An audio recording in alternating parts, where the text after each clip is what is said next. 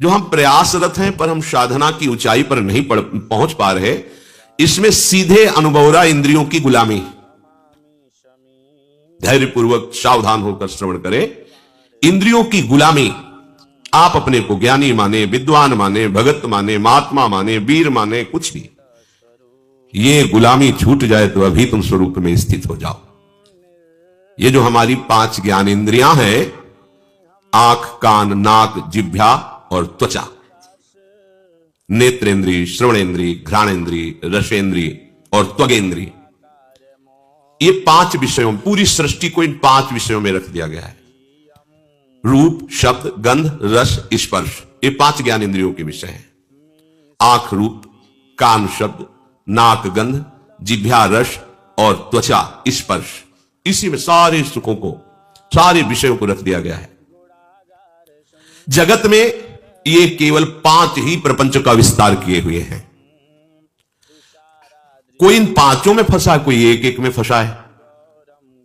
उपासक को स्वतंत्रता तभी मिलेगी जब पहले शास्त्र और गुरु की परतंत्रता स्वीकार करे। शास्त्र और गुरु का भय, शास्त्र और गुरु का शासन स्वीकार करे तो इंद्रियों के विषयों से हटने का उसको सौभाग्य मिल जाएगा। अगर वो शास्त्र और गुरु से स्वतंत्र है तो इन प्रपंच में वो परतंत्र रहेगा। सिद्धांत है ये। आजकल सबकी यही मांग है कि मैं किसी के अधीन नहीं, मेरा जीवन स्वतंत्र, मैं जो चाहूं कर सकता हूं। स्वतंत्र का हो, इंद्रियों के गुलाम हो, मन के गुलाम हो, विषयों के गुलाम हो। तुम विषयों को नहीं भोग रहे, विषय तुम्हें भोग रहे। विषय तुम्हारे अधीन नहीं, तुम विषयों के अधीन हो, विवेकहीन हो, इसलिए तुम समझ नहीं पा रहे हो। इंद्रियों की, विषयों की, मन की गुलामी को तुम स्वतंत्रता समझते हो। आजकल यही स्वतंत्रता मानी जाती है कि जो मैं चाहूं भोगूं, जो मैं चाहूं देखूं, जो मैं चाहूं करूं, तो मुझ पर अंकुश नहीं लगा सकते हो क्योंकि मेरा जीवन स्वतंत्र है। वाह, कैसी स्वतंत्रता! तुम समझ नहीं पा रहे हो। स्वतंत्रता का स्वरूप क्या होता है? सब तुम्हारे अधीन हो, तुम किसी के अधीन नहीं। ये तो कोई महात्मा होता है, ये तो कोई पहुंचा हुआ सिद्ध होता है, और तुम अपने को स्वतंत्र समझ रहे हो। इंद्रियों के विषयों की गुलामी करते हो, मन की गुलामी करते हो, शरीर की गुलामी करते हो और अपने को स्वतंत्र समझते हो। कहते हो हम स्वतंत्र हैं, जो चाहेंगे करेंगे। अरे जो चाहेंगे करेंगे तुम नहीं, ये इंद्रियां जो चाहेंगी तुमसे करवा लेंगी। मन जो चाहता है वो तुमसे करवा लेता है। तुम गुलाम हो कि स्वतंत्र? देखो ना, जो सद्गुरु और शास्त्र की अधीनता स्वीकार करता है वो स्वतंत्रता की तरफ बढ़ता है। जो मन और इंद्रियों की स्वीकार करता है वृत्ति, वो गुलामी है। चाहे जितना बड़ा वीर हो, बाहर विजय प्राप्त करने के लिए दौड़ता रहता है, पर इंद्रियों पर विजय, मन पर विजय तो कोई गुरु कृपा पात्र ही कर पाता है। मनुष्य शास्त्र की बात, संत की बात, महात्मा की बात, ग्रंथ की बात, आचार्य की बात को कहता मैं क्यों मानूं, मैं तो स्वतंत्र हूं। वाह, क्या स्वतंत्रता है! वो कह रहा है मैं स्वतंत्र हूं, घोषणा करता है मैं जो चाहूं कर सकता हूं। जरा धैर्यपूर्वक सोचो, तुम गुलाम हो कि स्वतंत्र हो? गुलाम हो, तुम स्वतंत्र नहीं हो। जब ये इंद्रियां तुम्हारे अधीन होंगी, मन तुम्हारे अधीन होगा, तुम विश्व के किसी भी विषय से प्रभावित नहीं होगे, तब तुम स्वतंत्रता की तरफ बढ़ रहे हो। पराजित होकर घुटने टेक देने वाले को गुलाम कहते, स्वतंत्र नहीं कहते। तो ये विषय, इंद्रिय, मन, इनके गुलाम हो और भगवदानंद की अनुभूति करना चाहते हो, पहले इनकी गुलामी से हटो। भगवान शंकराचार्य जी से प्रश्न किया गया कि जगत को किसने जीता? जितम जगत के न, ज्ञान समुद्र है। बड़े बड़े विद्वानों को एक क्षण में मौन करा देने वाले महापुरुष। प्रश्न हुआ जितम जगत के न, किसने संसार को जीता? कौन स्वतंत्र और विजयी माना जाएगा? उत्तर हुआ मनो ही एनो। जिसने 5 ज्ञानेंद्रियों सहित मन को जीत लिया, उसने जगत को जीत लिया, संसार को जीत लिया, त्रिभुवन को जीत लिया। बड़े बड़े वीरों को परास्त करने वाला, बड़े बड़े देशों पर विजय प्राप्त कर लेने वाला, वो विजयी नहीं कहा जाता। विजयी वो है जो विषयों के आकर्षण को, इंद्रियों को, मन को जीत लिया, उसे कहा जाता है विजयी। मामूली सा एक छोटा विषय इंद्रिय का तुम्हें अधीन करके पतन करवा देता, तुम्हारी दुर्दशा कर देता, तुम अपने को वीर समझते हो, स्वतंत्र समझते हो। अरे तुम ये नहीं समझ रहे कि कितनी बड़ी तुम्हारी गुलामी हो रही इंद्रियों की। वो जैसा चाह रही वैसा करवा रही है। तुम घोषणा करते हो मैं वीर हूं, मैं उपासक हूं, मैं विजयी हूं, संसार त्यागी हूं। देखो ना, इंद्रियों की, मन की गुलामी से जो मुक्त हुआ वही तो मुक्त कहा जाता है, वही तो भगवदानंद का अधिकारी होता है। पूज्य श्री भाई जी महाराज कह रहे हैं, मुंबई में एक बड़े विद्वान और ज्ञानी महात्मा वो मेरे पास मिलने के लिए आए। वो बहुत बड़े सम्माननीय थे, बड़ा उनका सम्मान होता था। इतने बड़े वो विद्वान थे कि बड़े बड़े तार्किक उनके सामने टिक नहीं सकते थे। जहां कोई प्रश्न करे तो प्रश्न पूरा नहीं हो पाता था, उत्तर प्रारंभ हो गया उनका उत्तर। परंतु जब वो हमारे पास आए, एक दो दिन रुके, उनकी दिनचर्या देखी। वो इतनी रसेंद्री के वश में थे, कुछ कुछ मिनट में भाई जी गरम जलेबी मंगवा दीजिए, वो रबड़ी, वो भुंजिया मंगवा दीजिए, ऐसा वैसा, इतनी मांगे थोड़ी थोड़ी देर में। फिर कहते कि मथुरा के जैसे पेड़े होते हैं वैसे तो ब्रह्मा ने सृष्टि में कुछ रचा ही नहीं, मथुरा किसी को भेजकर पेड़े मंगवा दीजिए।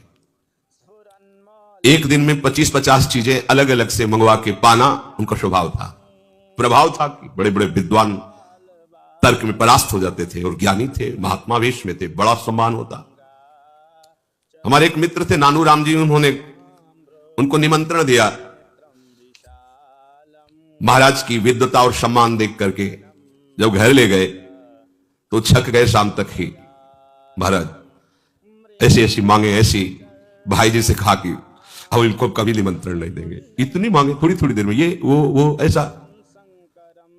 फिर मैं एक दिन उन महात्मा जी से पूछा कि महाराज आपका ज्ञान, आपकी विद्वता, आपका प्रभाव, फिर ये कलंक कैसा? एकांत में थे, अपना बड़ा हितैषी जान करके उन्होंने कहा कि यद्यपि इन विषयों का आत्मा से कोई संबंध नहीं है, इसमें मेरी कोई हानि नहीं है क्योंकि मैं निरपेक्ष रहता हूं, पर वास्तविक आपसे छुपाव की बात नहीं, मैं रसेंद्री को जीत नहीं पाया हूं। ये बार बार मुझे परास्त करती, मुझे ग्लानि भी होती है, पर मैं क्या करूं, इसको जीत नहीं पा रहा हूं रसेंद्री को। ये नया नया चाट बन गया है, ये लाओ वो लाओ, मैं दुखी भी हूं पर इसको जीत नहीं पा रहा हूं। देखिए देखिए भाई जी कह, देखिए देखिए, इतना बड़ा ज्ञानी, इतना बड़ा सम्माननीय एक इंद्रिय की गुलामी नहीं छोड़ पा रहा है। इसीलिए उपासकों से हम कहते हैं कि महात्मा बनना सरल है, विद्वान बनना सरल है, लेकिन स्वतंत्र होना बहुत कठिन है। एक छोटा सा विषय घुटने टिकवा देता है, छोटा सा विषय। इतना बड़ा ज्ञानी महात्मा परास्त होकर, दुखी होकर कहता है मैं रसेंद्री की चाट नहीं छोड़ पा रहा हूं। ये बार बार उपासक जब इंद्रियों के परवश हो जाता है तो मामूली सी वस्तु में क्या क्या उसकी दशा होती है, मामूली सी बात क्या क्या उसकी दशा होती है। गोस्वामी तुलसीदास जी ने देखा इन इंद्रियों की लोलुपता को। ओह, इन इंद्रियों ने मुझे मजाक बना दिया, हंसी उड़ाई, अपने वश में कर लिया। अब नहीं, अब नहीं, अब मैं प्रभु का हो गया हूं। इंद्रियों, अब तुम हमें अपना गुलाम नहीं बना सकती, अब तुम हमारी हंसी नहीं उड़ा सकती। उन्होंने कहा अब लो नशानी, अब ना नशे हो, राम कृपा भव निशा सिरानी, जागे फिरी न दशे हो, अब लो नशानी, अब न सही हो, पर बस जानी हंस्यो इन इंद्रिन। अब तो मैं प्रभु का हो गया हूं, निज बस हुए न हंसई हो, अब लो नशानी, अब न सही हो। जब तक प्रभु का बल, प्रभु की महिमा, प्रभु का नाम हमने पूर्ण रूप से स्वीकार नहीं किया था, तब तक इंद्रियों ने हमारी बड़ी हंसी उड़ा दी। मैं जी नहीं सकता था विषय के बिना।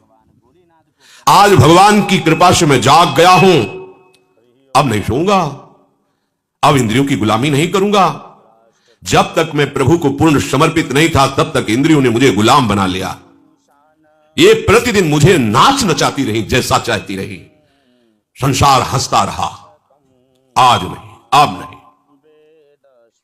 उपासक इस बात को समझे, प्रभु का बल लेकर, प्रभु के आश्रित होकर इंद्रियों की परवशता को मिटा दे।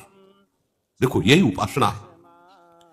थोड़े से स्वाद के लिए, थोड़े से सुख के लिए, थोड़ी सी सुंदरता के लिए, थोड़े से शब्द सुनने के लिए, स्पर्श करने के लिए सच्चिदानंद सुख का बलिदान कर रहे हो।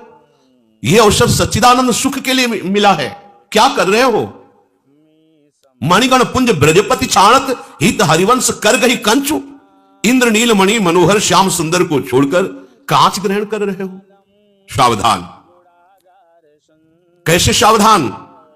कूर्मोंगा नीव सर्वशः, जैसे जरा सा भय आने पर कछुआ अपने अंगों को कवच के अंदर समेट लेता है, ऐसे ही तुम सारी इंद्रियों को प्रभु में समर्पित करो। कछुआ जहां थोड़ी सी खटक हुई, तत्काल उस अपने अंगों को सुरक्षित रखने के लिए कवच के अंदर कर लेता है। इंद्रियों को विषयों से समेट लो, आप सुरक्षित हो जाओगे, आपका भजन सुरक्षित हो जाएगा। परांचिखानी, ये इंद्रियों का स्वभाव है, ये बाहरी भागती है। ब्रह्मा जी ने रचना की है बहिर्मुख इनकी, ब्रह्मा ने इनका स्वभाव बनाया है बाहरी विषयों पर जाना, और जो इस स्वभाव को रोक दे वही भाव को प्राप्त होता है। भावोत्सवेन भजताम रसकाम धेनुम, पर कठिन है इनको रोकना। क्रम है, सीधे इंद्रियों को वश में नहीं कर सकते। यदि मन बुद्धि के वश में हो जाए तो फिर मन इंद्रियों को वश में कर सकता है। बुद्धि तुम्हारे वश में होनी चाहिए, बुद्धि तुम्हारे वश में, बुद्धि के वश में मन, और मन के वश में इंद्रियां, अब सब ठीक हो जाएगा। सरलता से इंद्रियों को रोका जा सकता है यदि ऐसा क्रम हो। इंद्रियों को हमें जहां लगाना है वहीं लगेंगी, पर उसके पहले मन को ठीक करना है। मन को ठीक करने के लिए पहले बुद्धि को ठीक करना है, बुद्धि को ठीक करने के लिए पहले हमें ठीक होना पड़ेगा। हमें स्वयं ठीक होना। मैं प्रभु का हूं, प्रियालाल का हूं, कोई संसारी नहीं हूं। कल जैसे एक प्रश्नकर्ता प्रश्न कर रहा था कि आप बड़े बड़े महात्माओं की बातें बताते हो तो भगवान के स्वरूप हैं, वो भगवान के नित्य जन है, हम कहां? ये घाटे की बात है। हम सब उसी बड़े के हैं। समुद्र की कौन सी लहर महिमा युक्त है और कौन सी छोटी है, बताइए आप?